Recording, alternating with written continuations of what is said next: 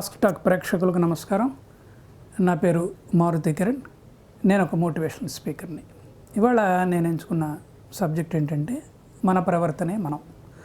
చాలామంది అనుకుంటూ ఉంటారు మన ఆలోచనలే మనం అని చెప్పేసి. ఉట్టి ఆలోచన చేస్తే ఉపయోగం ఏముంది చెప్పండి? ఆలోచనలు ఎట్టి పరిస్థితులైనా కార్యరూపం దాల్చాలి కదా. కాబట్టి మనము ఏ విషయాన్ని అయితే త్రికరణ శుద్ధిగా నమ్మి కార్యరూపంలోకి పెడతామో అదే మన ప్రవర్తనగా మారుతుంది. కాబట్టి మన ప్రవర్తనే మనము. కాబట్టి మన ప్రవర్తనే సమాజంలో కానీ కుటుంబంలో కానీ మనకి గౌరవాన్ని ఆపాదిస్తుందన్నమాట. అయితే దీనికి ముఖ్యంగా ప్రవర్తన గురించి మనం మాట్లాడుకునేటప్పుడు ఒక వ్యక్తిని ఎట్టి పరిస్థితుల్లో కూడాను మర్చిపోకూడదు. అతను ఎవరంటే గొప్ప మానసిక శాస్త్రవేత్త, ఫాదర్ ఆఫ్ సైకాలజీ అంటారు, సిగ్మండ్ ఫ్రాయిడ్. ఆయన ఏం చేశాడంటే ఒక ప్రయోగాన్ని ప్రజలకు అందించాడు. అదేంటంటే అంటే ఒక కుటుంబంలో ఒక వ్యక్తిని ప్రాతిపదికగా తీసుకున్నాడు. మధ్యాహ్నం భోజనాలు అయిపోయినాయి. 2:30, 3ంటికి ఆ కుటుంబంలోని ఒక వ్యక్తి నిద్రలేచాడు. నిద్ర లేవంగానే అతనికి ఒక 5 విషయాలని అతను చూడటం జరిగింది. అదేంటంటే ఒకవైపు కాలింగ్ బెల్ మోగుతున్నది, ఇంకోవైపు టెలిఫోన్ మోగుతున్నది, ఇంకోవైపు ఉయ్యాల్లో ఉన్న పాప ఏడుస్తున్నది, అదే టైంలో బయట వర్షం పడుతున్నది, అప్పటిదాకా ఎండిపోయిన బట్టలు తడుస్తున్నాయి. 5వ ప్రక్రియ ఏంటంటే సింక్లో నీళ్లు పోతున్నాయి. ఈ 5 ప్రక్రియలు జరుగుతున్నప్పుడు ఈ సిగ్మండ్ ఫ్రాయిడ్ గారు వేసిన ప్రశ్న ఏంటంటే నువ్వు ఏ పనిని మొట్టమొదటిగా అందుకుంటావు, అంటే ఏ పనికి మొట్టమొదటిగా అటెండ్ అవుతావు అని చెప్పేసి. అయితే స్త్రీ పురుషుల్లో కూడాను రకరకాల వ్యత్యాసాలు ఉన్నాయని చెప్పేసి మనం ఇంతకుముందు ఎప్పుడు చెప్పుకున్నాము. అయితే పురుషుడు ఏం చేస్తాడంటే ఇమ్మీడియట్గా వెళ్ళి కాలింగ్ బెల్ కొడుతున్నారు కాబట్టి తలుపు తీస్తాడట, లేకపోతే ఫోన్ అందుకుంటాడట. మిగతా 3 ప్రక్రియలు ఉన్నాయి కదా. అదేంటి?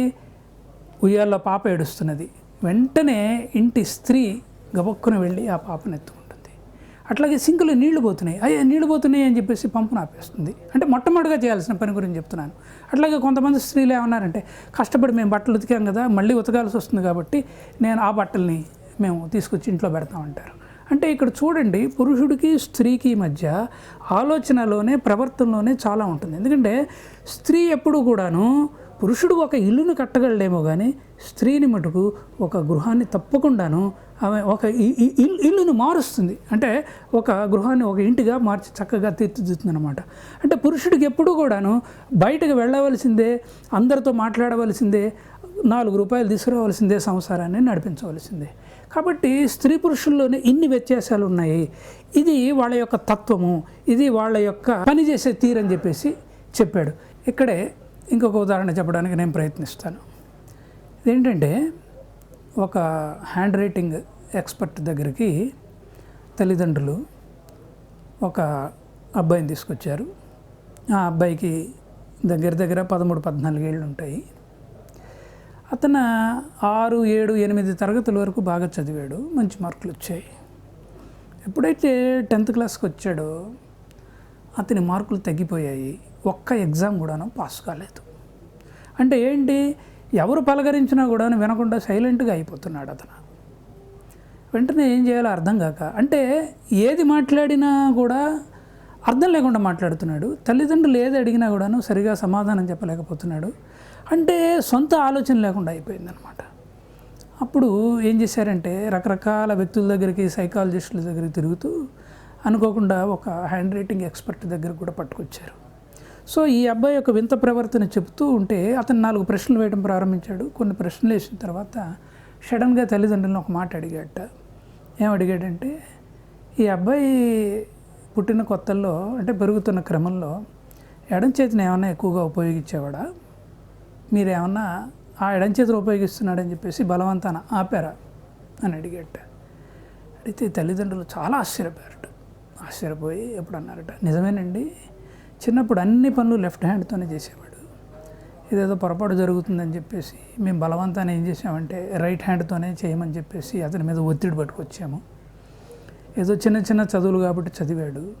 10th క్లాస్కి వచ్చేటప్పటికి అతనికి ఉన్నటువంటి మనిషి మారిపోయాడు, ఇతని జీవితంలో బాగుపడతాడో లేదో ఏంటి, ఎందుకంటే సొంత ఆలోచన లేకుండా అయిపోయాడని చెప్పేసి చెప్పారనమాట. అప్పుడు అన్నాడు, అమ్మా లెఫ్ట్ హ్యాండ్ రైటర్స్ ఎవరైతే ఉన్నారో, ఎక్కువగా లెఫ్ట్ హ్యాండ్ని ఎవరైతే ఉపయోగిస్తారో వాళ్ళకి రేషనల్ బ్రెయిన్ ఎక్కువ ఉపయోగపడుతూ ఉంటుంది.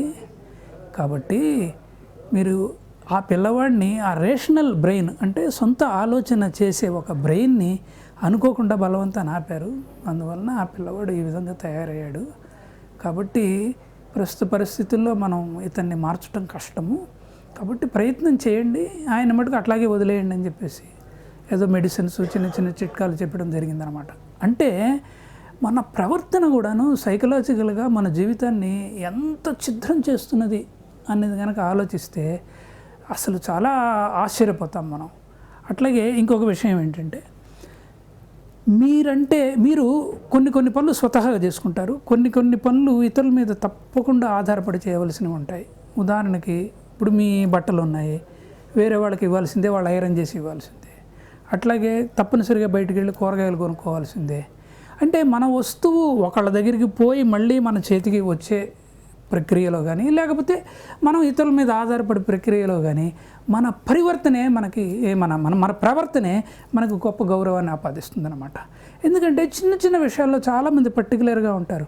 ఎందుకంటే ఆకుకూరలు ఉన్నాయి, ఉదాహరణకి 10 రూపాయలకి 4 కట్టలు ఇస్తానంటుంది, 6 కట్టలు కావాలని మీరు గోల పెడతారు. అట్లా కాకుండా ఏముందిలే అని చెప్పేసి పట్టించుకోకుండా ఓకే అమ్మ వెయ్యి అన్నారు అనుకో, 4 సార్లు కనుక ఆమె దగ్గరికి వెళితే తప్పకుండా ఆమె మిమ్మల్ని అభిమానిస్తుంది. అట్లాగే మీరు ఎక్కడికైనా వెళ్ళండి, కటింగ్ సెలూన్కి వెళ్ళండి, లేకపోతే దేనికైనా వెళ్ళండి, మీ పని ఆపి ఒక మంచి వ్యక్తి వచ్చాడు, సరదాగా మాట్లాడే వ్యక్తి వచ్చాడు, ఇతనితో కనుక మాట్లాడితే మనకు ఆలోచనలు కొన్ని పంచుకోవడానికి వీలుగా ఉంటుందని చెప్పేసి మన మీద గౌరవంతో అందరికంటే ముందు మనకి ప్రిఫరెన్స్ ఇస్తారు. కాబట్టి మన ఆలోచన నిజంగా ఎంత గొప్పగా చేయగలిగితే, దాన్ని కనుక ఎంత గొప్పగా నమ్మగలిగితే మన యొక్క ఆచరణ కూడా, అంటే మన యొక్క ప్రవర్తన కూడా అట్లాగే ఉంటుంది. అందుకనే క్లాస్ రూమ్లో చూడండి, కొంతమంది పిల్లలు ఒకే పనిగా పాఠం వింటారు, వాళ్ళు ఎక్కువగా ఇంటికి వెళ్ళి మళ్ళీ ఒకసారి రివైజ్ కూడా చేసుకోరు, ఎగ్జామ్ ఉన్నప్పుడే రివైజ్ చేసుకుంటారు. అంటే ఏంటి, క్లాస్ రూమ్లో వాళ్ళ యొక్క ఆలోచన ఎప్పుడు కూడాను టీచర్ ఏం చెప్తున్నదా, మనం ఏం నోట్ చేసుకోవాలనే దాని మీద ఆలోచిస్తుంటారు. అంటే టీచర్ యొక్క అద్భుతమైన లెసన్ని ఇతను వినాలి అనే ఒక ప్రక్రియలోనే అతను ఆలోచిస్తూ ఉంటాడు. అతను ఎప్పుడైతే ఆలోచిస్తుంటాడో ఇతను అనుకోకుండా టీచర్ యొక్క మనస్సులోకి దూరిపోయి బెస్ట్ స్టూడెంట్గా తన పేరు తెచ్చుకునే అవకాశం ఉంది. ఈ విధంగా ఈ ప్రవర్తన అనేది మనల్ని చెడ్డవాడిగా కూడాను రుజువు చేస్తుంది, మంచివాడిగాను రుజువు చేస్తుంది. కాబట్టి మన ప్రవర్తనే మనల్ని, మన జీవితాన్ని, మన ద్వారా సమాజాన్ని, కుటుంబాన్ని ఉద్ధరిస్తుంది. కాబట్టి గొప్ప ఆలోచనలు చేయాల్సిందే, దాని ద్వారా మన ప్రవర్తనని మనం మార్చుకోవాల్సిందే. ఈ విధంగా మన జీవితాన్ని మనం సుసంపన్నం చేసుకోవాలి. ఉత్కృష్టమైన సబ్జెక్టు, దీని గురించి ఎంతసేపు అయినా మాట్లాడచ్చు. ఈ విషయాలన్నీ ప్రేక్షకులు గమనిస్తారని చెప్పి ఆశిస్తాను. నమస్కారం. ఉపన్యాస కళలో మీరు నిష్ణాతులు అవ్వాలనుకుంటున్నారా? అయితే మీ కొరకే వక్త. వివరాల కోసం సంప్రదించాల్సిన ఫోన్ నంబర్ 9553586062.